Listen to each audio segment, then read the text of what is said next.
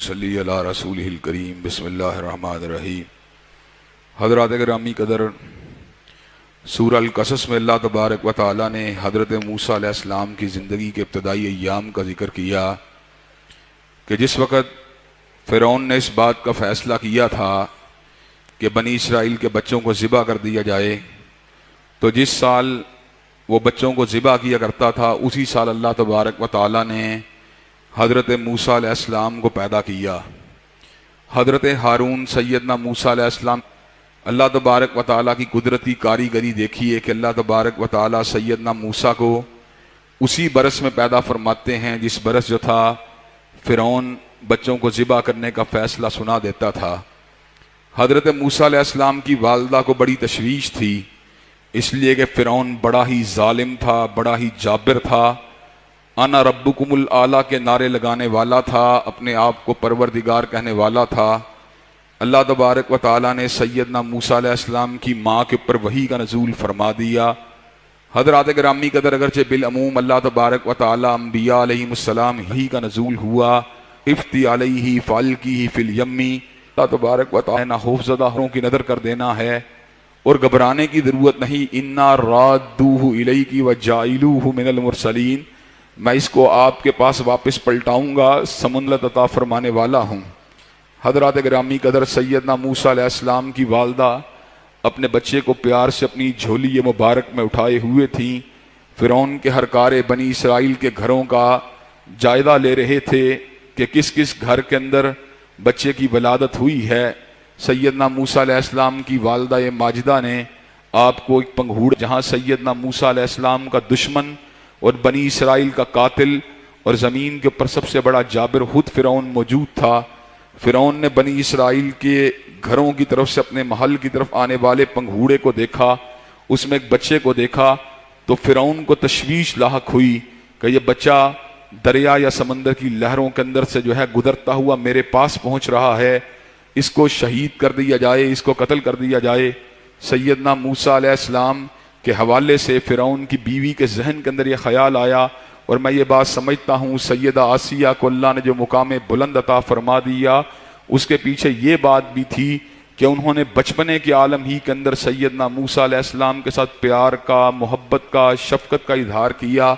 اور یہ بات کہی یہ ہماری آنکھوں کی ٹھنڈک بنے گا اور ہو سکتا ہے کہ یہ ہمارے لیے بیٹے کا کردار عطا کرے۔ حضرات گرامی قدر، فرعون کو اپنی اہلیہ کے ساتھ پیار تھا، چنانچہ اہلیہ کی بات کا احترام کرتے ہوئے اس نے موسیٰ علیہ السلام کے بارے میں قتل کا ارادہ ترک کر لیا۔ جس بچے کے لیے ہزاروں بچے شہید کیے گئے، وہ بچہ جو تھا اللہ تبارک و تعالیٰ کی قدرت کاملہ سے بچ کے اس وقت فرعون کے محل کے اندر داخل ہو چکا ہے، اور اللہ تبارک و تعالیٰ نے قرآن مجید کے متعدد مقامات کے اوپر جو بات کہی ہے، واللہ غالب علی امرہ ولکن اکثر الناس لا یعلمون، کہ اللہ تبارک و تعالیٰ اپنے فیصلے پہ غالب ہیں لیکن لوگوں کی اکثریت اس حقیقت کو نہیں جانتی۔ حضرات گرامی قدر، سیدنا موسیٰ علیہ السلام اب فرعون کے محل کے اندر موجود ہیں، چونکہ پرورش کرنے کا ارادہ ہو چکا ہے، اس لیے محل کی دایاؤں کو ان کی کفالت کے اوپر مامور کیا جاتا ہے، لیکن اللہ تبارک و تعالیٰ نے جو ہر چیز کے خالق و مالک ہیں، دایاؤں کے دودھ کو سیدنا موسیٰ کے اوپر حرام کر دیا۔ موسیٰ علیہ السلام کی بہناں آپ کا تعاقب کرتے ہوئے فرعون کے محل تک پہنچ چکی تھیں۔ یہ ایک ماں کے دل کی بات تھی جو اپنی بیٹی کو اپنے بیٹے کے تعاقب میں روانہ فرما دیا۔ فرعون ایسے عالم کے اندر سیدہ آسیہ کی فرمائش کو پورا کرنے کے لیے محل کی دایاؤں کو بلا رہا ہے۔ ایسے عالم میں سیدنا موسیٰ علیہ السلام کی بہن کہتی ہیں کہ میں آپ کو ایک اہل بیت سے آگاہ نہ کروں جو اس بچے کی بڑی احسن طریقے سے کفالت کر سکے گا۔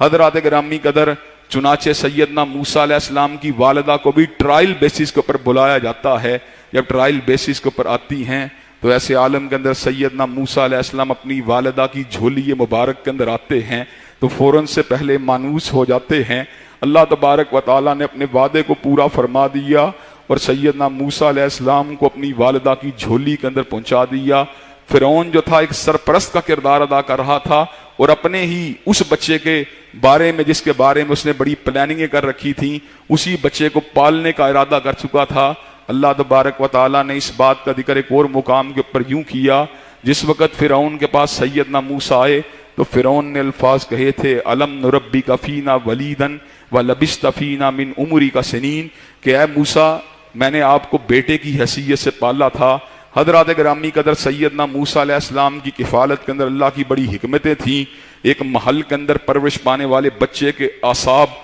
اور اس کی خود اعتمادی اپنے پورے عروج کے اوپر پہنچ رہی تھی، اور بنی اسرائیل ہی کے اندر سے ایک بچہ جو تھا وہ ہیبت و سطوت کو اپنے قدموں کے تلے روندنے کے قابل ہوتا چلا جا رہا تھا۔ وَلَمَّا بَلَغَ أَشُدَّهُ وَاسْتَوَىٰ آتَيْنَاهُ حُكْمًا وَعِلْمًا، جس وقت سیدنا موسیٰ علیہ السلام جوان ہوئے، اللہ تبارک و تعالیٰ نے علم و حکمت کی نعمت سے سرفراز فرما دیا۔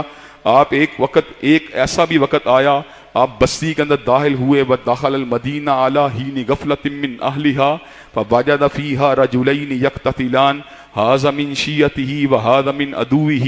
فَاسْتَغَاثَهُ الَّذِي مِنْ شِيَّتِهِ عَلَى الَّذِي مِنْ عَدُوِّهِ فَوَكَزَهُ مُوسَىٰ فَقَضَىٰ عَلَيْهِ۔ ایک بندہ جس کا تعلق بنی اسرائیل کے ساتھ تھا، فرعون کے قبیلے کا ایک آدمی اس کو مار رہا تھا، تو اس نے کہا موسیٰ علیہ السلام آیا، فَوَكَزَهُ مُوسَىٰ فَقَضَىٰ عَلَيْهِ۔ موسیٰ علیہ السلام کے مکہ مارنے کی دیر تھی، فرعونی وہیں پر جان بلب ہو جاتا ہے، وہیں پہ تڑپ اٹھتا ہے، وہیں پہ وہ مر جاتا ہے۔ ضرب کلیم میں اللہ نے اتنی قوت اور طاقت رکھی تھی، سیدنا موسیٰ علیہ السلام کی نیت مارنے کی نہ تھی، لیکن بندہ مر گیا۔ اللہ تبارک و تعالیٰ کی بارگاہ میں آ کے دعا مانگی، ربی انی ظلمت نفسی، اللہ تبارک و تعالیٰ میں نے اپنی جان پہ ظلم کیا ہے، فاغفر لی، مجھے معاف کر دے۔ فغفر لہ، اللہ تبارک و تعالیٰ فرماتے ہیں میں نے ان کو معاف کر دیا، انہ هو الغفور الرحیم، اس لیے کہ بخشنے والا مہربان ہے۔ سیدنا موسیٰ علیہ السلام نے اللہ سے دعا مانگی، ربی بما انعمت علی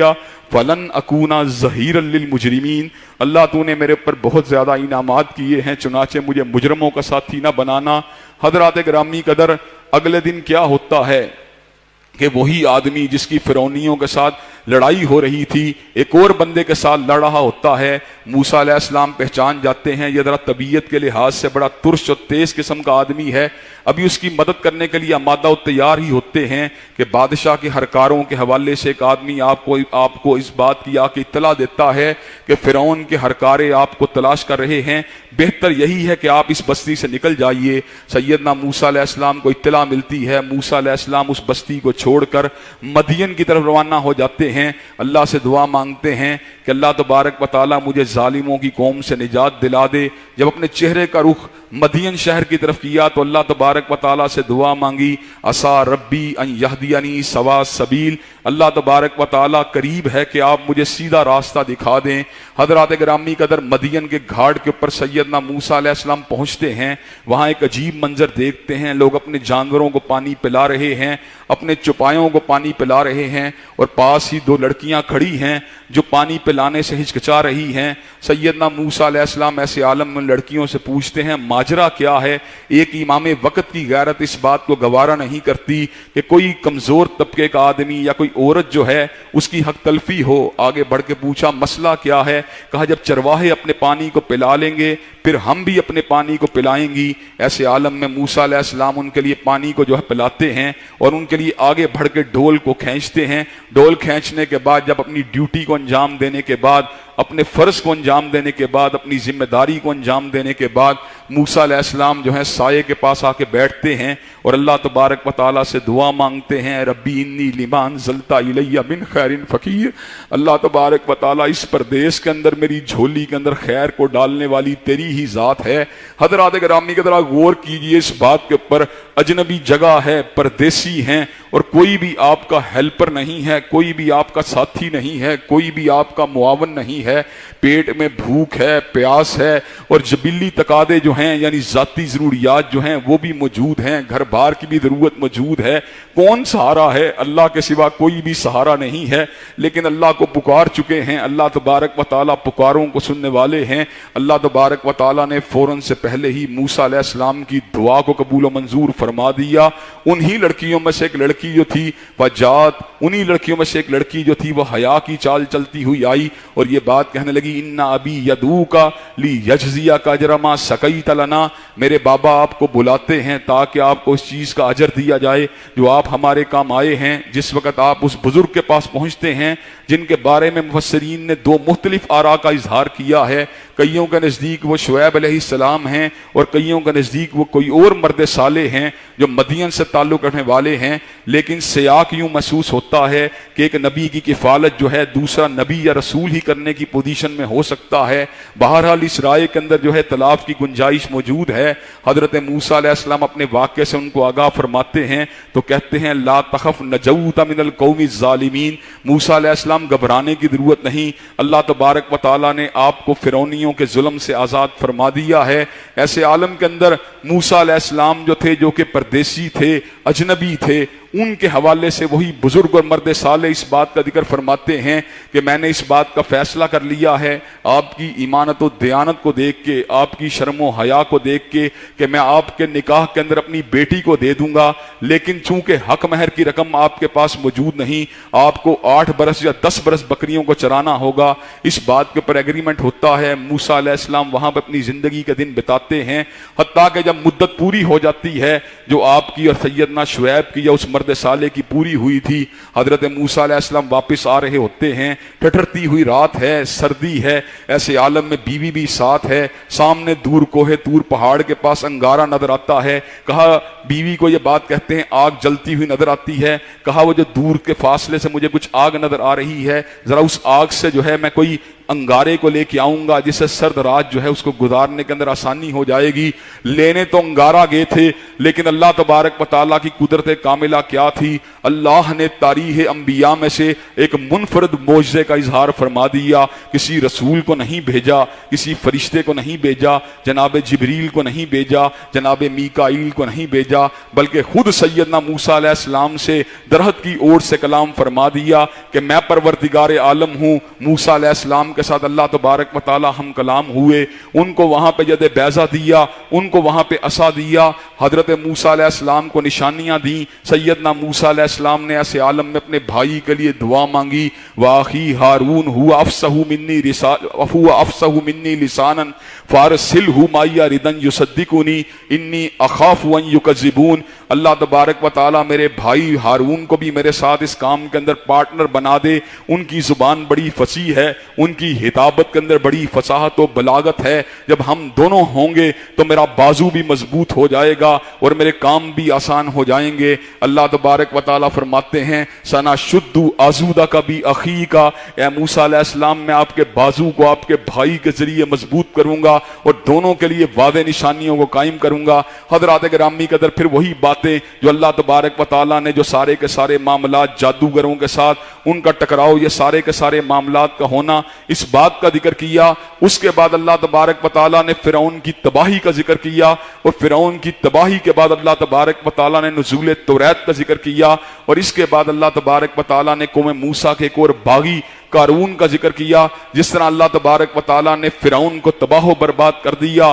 جس طرح حامان کو اللہ نے قصہ پرینہ بنا دیا، اسی طرح موسیٰ علیہ السلام کی قوم کے ایک بڑے سرمایہ دار قارون کو بھی اپنے غرور کی وجہ سے، اپنی اکڑ کی وجہ سے اللہ تبارک و تعالیٰ نے زمین کے اندر غرق کر دیا۔ فَحَسَفْنَا بِهِ وَبِدَارِهِ الْأَرْضِ، اللہ نے اس کو اس کے خزانے کے سمیت زمین کے اندر دنسا دیا۔ اللہ تبارک و تعالیٰ کی طرف سے بیان کردہ ان واقعات میں ہمارے لیے عبرت ہے کہ اللہ تبارک و تعالیٰ سب سے بڑا ہے، سب سے اونچا ہے، سب سے بلند و بالا ہے۔ جو اللہ تبارک و تعالیٰ کے باغی ہوتے ہیں وہ نیز تو نابود ہو جاتے ہیں، اور اللہ تبارک و تعالیٰ ان باغیوں کو کچلنے کے لیے غیب سے خود بندوبست فرما دیتے ہیں۔ حضرات گرامی قدر اس کے بعد سورہ عنکبوت ہے، جس کے اندر اللہ تبارک و تعالیٰ نے بڑے ہی خوبصورت مضامین کو بیان کیا، جن میں سے پہلا مضمون یہ ہے احاسب الناس ان یترکوا ان یقولوا آمنا وہم لا یفتنون، کیا لوگوں نے گمان کر لیا ہے کہ ہم ایمان کے دعوے کے بعد ان کو آزمائیں گے نہیں؟ اللہ تبارک و تعالیٰ جو ہیں وہ سریع الحساب ہیں، شدید العقاب ہیں،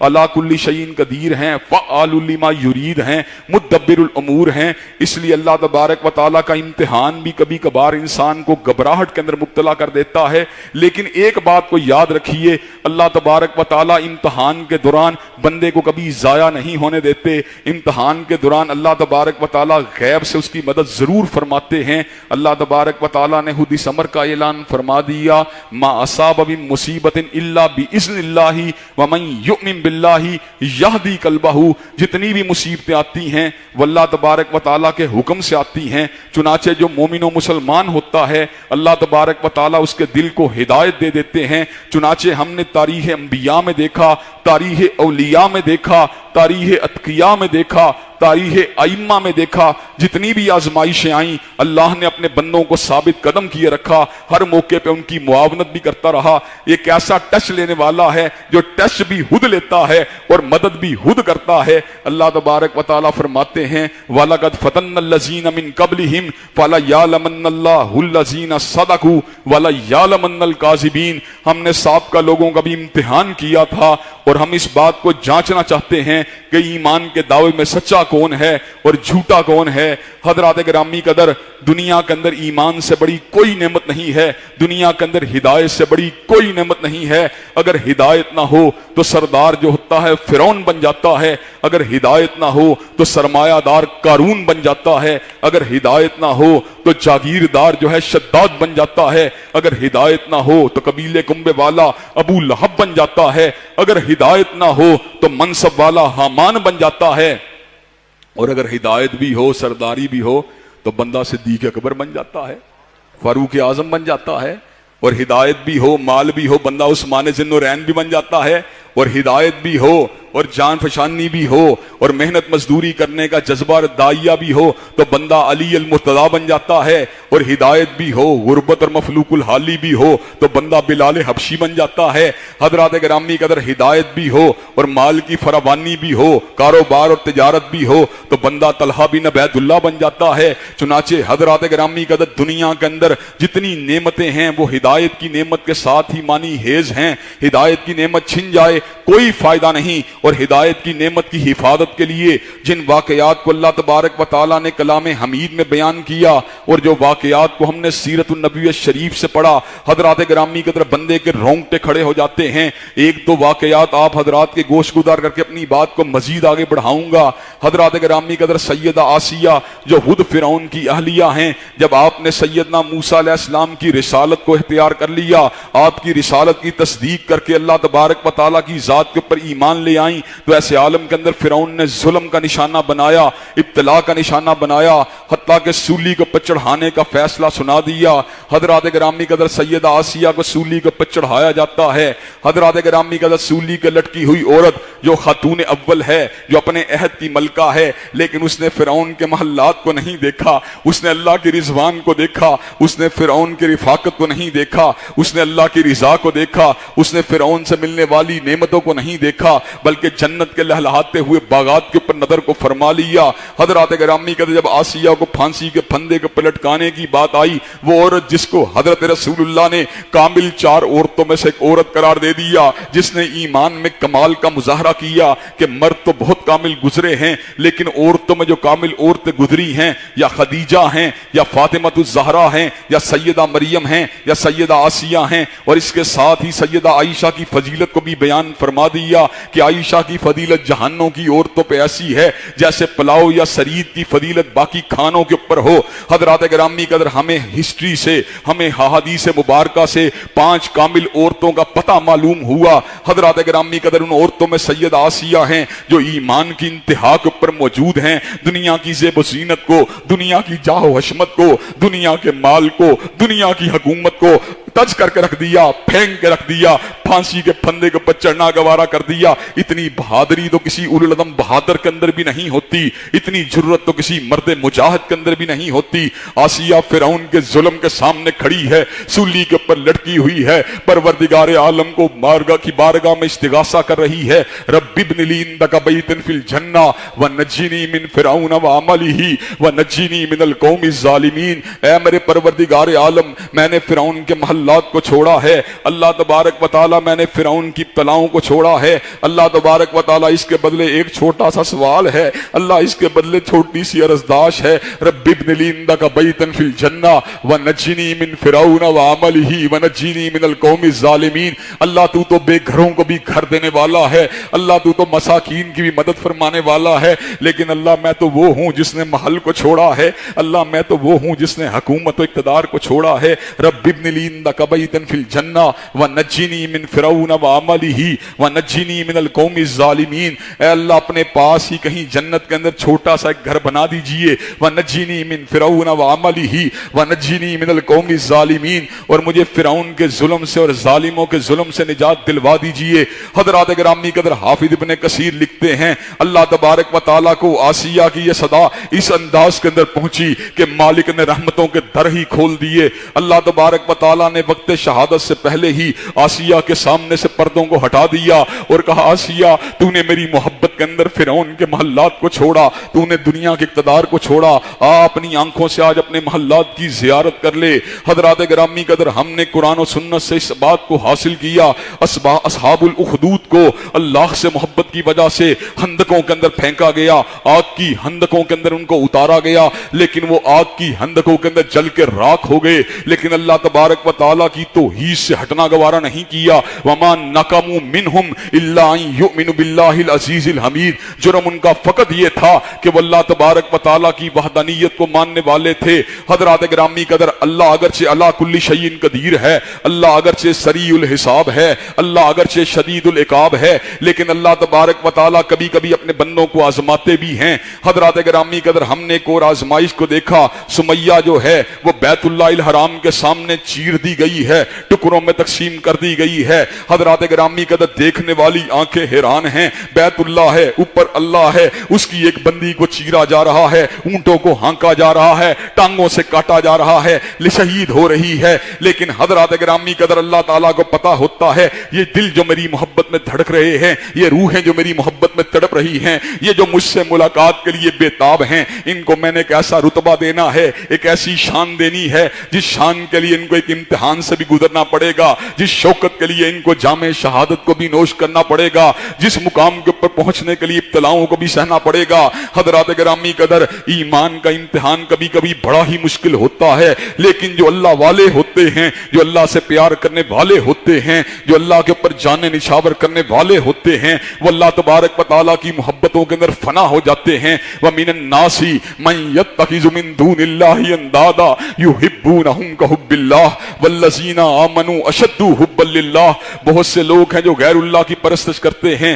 يُحِبُّونَهُمْ كَحُبِّ اللَّهِ, ان سے ویسے محبت کرتے ہیں جیسے اللہ سے محبت کرنی چاہیے. وَالَّذِينَ آمَنُوا أَشَدُّ حُبًّا لِلَّهِ, لیکن جو مومن ہوتے ہیں ان کی محبت اللہ سے انتہائی شدید ہوتی ہے. حضرات گرامی قدر اس صورت میں اللہ نے اس امر کا بھی اعلان فرما دیا کہ وہ لوگ جو غیر اللہ کو پوجنے والے ہیں ان کی مثال مکڑی کی مانند ہے کہ مکڑی بھی ایک گھر بناتی ہے, لیکن گھر بڑا ہی ناپائیدار ہے, نہ زمین کے اوپر بنیاد ہے نہ آسمان کے اوپر بنیاد ہے, ایک معمولی سی تار کے ساتھ لٹکے ہوئے ہیں, اور ایسا بودا گھر ہے کہ دنیا کے اندر کوئی گھر بھی اس کے بودے پن کا مقابلہ نہیں کر سکتا. حضرات گرامی قدر بالکل مشرکوں کی مثال بھی یوں ہی ہے, اس کو پکارتے ہیں جس کو نہ جس کی بنیاد نہ زمین کے اوپر ہے نہ آسمان کے اوپر ہے, حی و قیوم کے ہوتے ہوئے, لا تأخذہ سنۃ ولا نوم کے ہوتے ہوئے, فعال لما یرید کے ہوتے ہوئے, سمیع و قریب کے ہوتے ہوئے, مجیب الدعوات کے ہوتے ہوئے, دنیا والوں کے سامنے ہاتھوں کو پھیلاتے ہیں.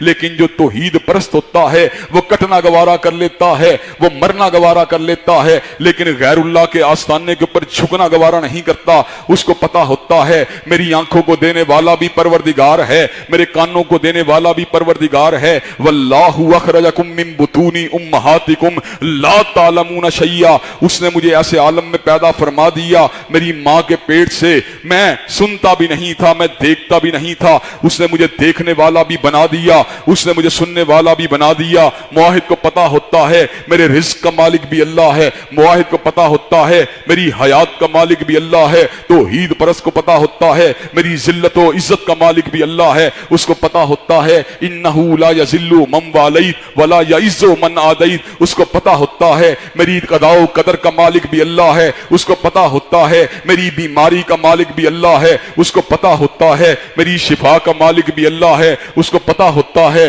میرے غم کا مالک بھی اللہ ہے، اس کو پتہ ہوتا ہے مجھے غم سے نجات دلانے والا بھی اللہ ہے، اس کو پتہ ہوتا ہے میری تکلیف کا مالک بھی اللہ ہے، میری تکلیف کو دور کرنے والا بھی اللہ ہے، اس کو پتہ ہوتا ہے میری مشکلات کو لانے والا بھی اللہ ہے اور میرا مشکل کشا بھی اللہ ہے۔ چنانچہ وہ جب بھی اپنے ہاتھوں کو پھیلاتا ہے اللہ ہی کے آستانے پہ پھیلاتا ہے، وہ جب بھی اپنی جبین نیاز کو جھکاتا ہے اللہ ہی کے آستانے پہ جھکاتا ہے، وہ جب بھی اپنی کمر کو ہم کرتا ہے اللہ ہی کے آستانے کے پر اپنی کمر کو ہم کرتا ہے۔ حضرات گرامی قدر، اس صورت میں اللہ تبارک و تعالیٰ نے ان لوگوں کی نماز کا ذکر کیا جو نماز کو عادتاً نہیں پڑھتے بلکہ عبادت کے طور پہ پڑھتے ہیں۔ جب نماز عبادت کے طور پہ پڑھی جاتی ہے بڑی ہی مؤثر ہوتی ہے، بڑی ہی طاقتور ہوتی ہے۔ اللہ تبارک و تعالیٰ اس امر کا اعلان فرماتے ہیں ان الصلاۃ تنہی عن الفحشاء والمنکر، بے شک نماز فحشی اور برے کاموں سے روکنے والی ہے۔ اور میری بھی کیسی نماز ہے، رکوع تو میں پورے کرتا ہوں، سجدے تو میں پورے کرتا ہوں،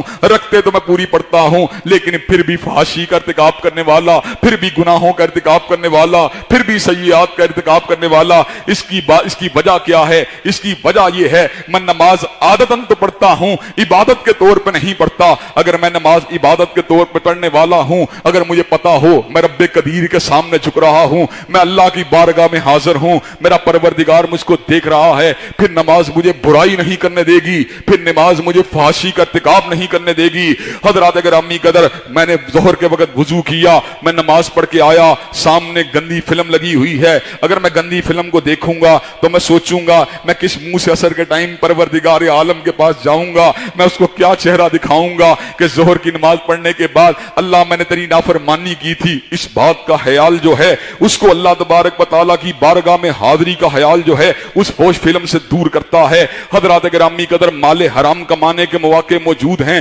دکان کے اوپر بیٹھا ہوا ہے، عصر کی نماز پڑھ کے فارغ ہوا ہے، لیکن اس کو پتا ہے مغرب کے ٹائم اللہ کی بارگاہ میں جانا ہے، میرا اللہ اکبر ہے، اللہ کو میرے دل کی کیفیت کا پتا ہے، میرے اعمال نامے کا پتا ہے، میری اونچ نیچ کا پتا ہے، میرے ظاہر و باطن کا پتا ہے۔ حضرات گرامی قدر، رک جائے گا، وہ کہے گا نہیں نہیں، میں نے اللہ کی بارگاہ میں حاضری دینی ہے۔ جو عبادت کے طور پہ نماز کو پڑھتا ہے، نماز اس کی فحاشی کو بھی روک لیتی ہے، اس کے منکرات کو بھی روک لیتی ہے۔ چنانچہ ہم سب کو نماز عبادت کے طور پہ پڑھنے کی ضرورت ہے۔ جن لوگوں کو عادت ہے اس کو عبادت میں تبدیل کریں، اور جو پڑھتے ہی نہیں ذرا اپنے انجام کے اوپر فکر کریں۔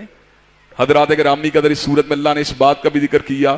وَمَا كُنْتَ تَتْلُو مِنْ قَبْلِهِ مِنْ كِتَابٍ وَلَا تَخُطُّهُ بِيَمِينِكَ إِذًا لَارْتَابَ الْمُبْطِلُونَ بَلْ هُوَ آيَاتٌ بَيِّنَاتٌ فِي صُدُورِ الَّذِينَ أُوتُوا الْعِلْمَ۔ آج اللہ کے فضل و کرم سے پورا جمعہ میں نے اسی موضوع کے اوپر پڑھایا کہ حضرت رسول اللہ نزول قرآن سے پہلے نہ لکھتے تھے نہ پڑھتے تھے، آپ نے علم کو حاصل نہ کالج سے حاصل کیا، نہ یونیورسٹی سے حاصل کیا، نہ مکتب سے حاصل کیا، نہ مدرسے سے حاصل کیا، نہ ٹیچر سے حاصل کیا، نہ منتظم سے حاصل کیا، نہ مفسر سے حاصل کیا، نہ مجدد سے حاصل کیا۔ حضور علیہ السلام نے علم کو حاصل کیا، علام الغیوب سے حاصل کیا، ستار العیوب سے حاصل کیا، خالق کائنات سے حاصل کیا، مالک کل سے حاصل کیا، ذوالجلال والاکرام سے حاصل کیا۔ یہی وجہ ہے کہ جس طرح میرے پروردگار عالم کا علم غلطی سے پاک ہے، اسی طرح حضرت رسول اللہ کا علم بھی غلطی سے پاک ہے۔ وما ینطق عن الہوی ان هو الا وحی یوحی، ہر شخص اپنی مرضی کے ساتھ کلام کرتا ہے،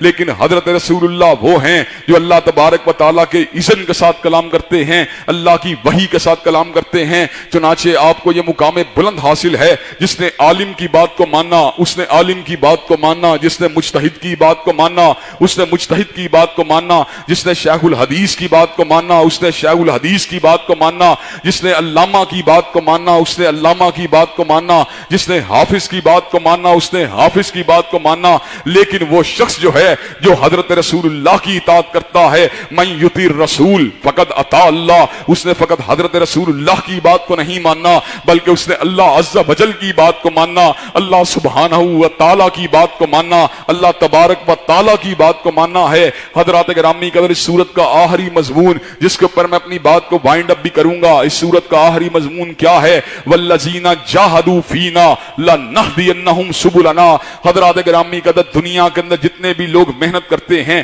ان کی محنت کے ضائع جانے کے امکانات ہیں۔ کاروبار کی فیزیبلٹی کو بنایا ہے لیکن فیزیبلٹی کے تباہ ہو جانے کے امکانات ہیں۔ کھیتی باڑی کے لیے فارم کو بنایا ہے لیکن فارم میں نقصانات کے امکانات ہیں۔ دکان کو کھولا ہے، کپڑے کو لا کے رکھا ہے لیکن کپڑے کی تجارت میں گھاٹے کے امکانات ہیں۔ تجارت کرنی شروع کی ہے، لین دین کرنا شروع کیا ہے لیکن لین دین کے اندر نقصان کے امکانات ہیں۔ حضرات گرامی قدر، ملازمت کرنا شروع کی ہے لیکن ملازمت کی سیکیورٹی کے کوئی بھی امکانات نہیں ہیں۔ ہو سکتا ہے 2 مہینے ملازمت رہے، 4 مہینے رہے، 6 مہینے رہے، اس کے بعد مٹ جائے، لیکن حضرات گرامی قدر ایک جدوجہد ایسی ہے، ایک جستجو ایسی ہے، ایک محنت ایسی ہے جس کے ضائع جانے کے کوئی بھی امکانات نہیں ہیں۔ وہ جستجو کیا ہے؟ والذین جاہدوا فینا لنہدینہم سبلنا۔ جو لوگ اللہ کے راستے میں محنت کرتے ہیں، جو اس کو منانے کی محنت کرتے ہیں، جو اس کو پانے کی کوشش کرتے ہیں، اللہ تبارک و تعالی ان کے لیے ہدایت کے دروازوں کو کھول دیتا ہے۔